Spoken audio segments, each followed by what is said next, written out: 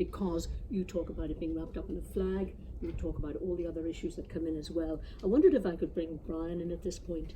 I mean, we have political issues, we have economic issues, and we have what I would call the emotional issues that we've sort of referred to. Which of these is most important, and what will count for most if it should ever come to the point that either the Assembly or by whatever means has to vote on what kind of Brexit we have?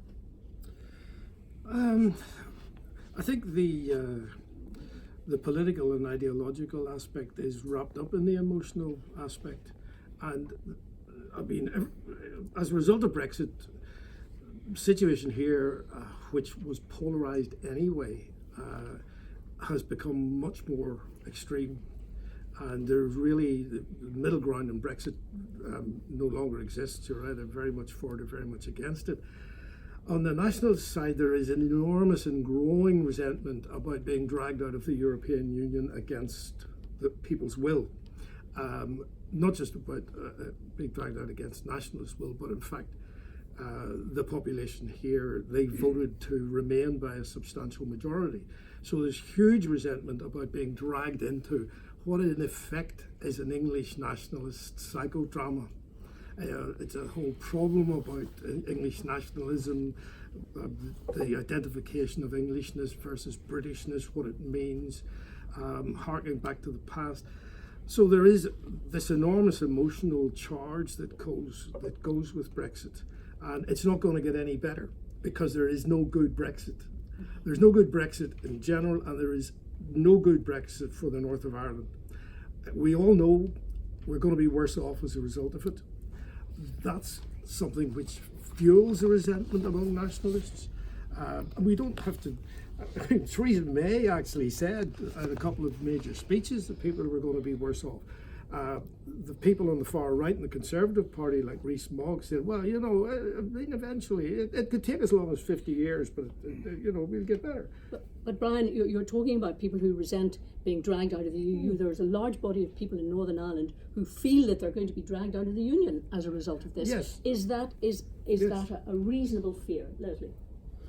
Well, it's a very reasonable fear. I keep quoting Tom Nairn's great book, The Breakup of Britain, 1978.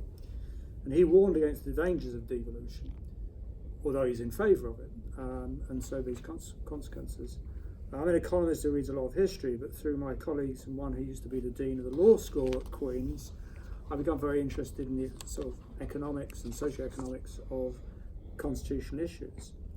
But what I find extraordinary is that going back to emotion, identity is always multiple. Close friend, I'm half Scottish, I'm from London, so a close friend of mine from Scotland calls me a Cockney sweaty sock. Sweaty sock is rising. And, you know, because of my childhood, we all have multiple identities.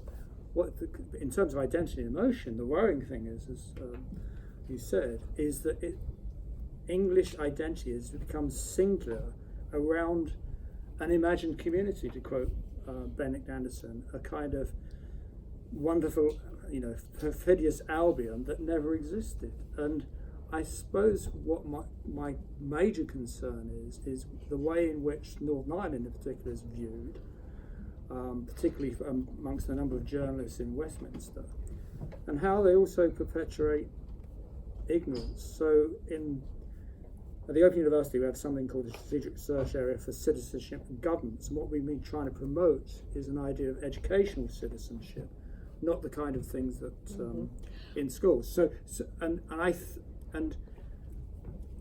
And that as a kind of corrective is Katy's point to this kind of visceral emotion, which is an English phenomenon.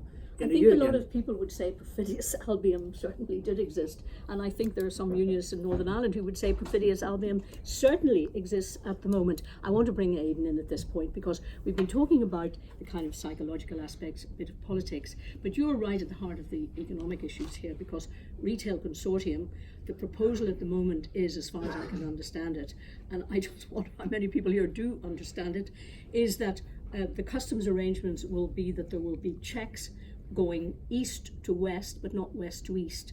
And am I correct? No, it's. Sorry, there you are. You see, straight away. So I suppose we have to look at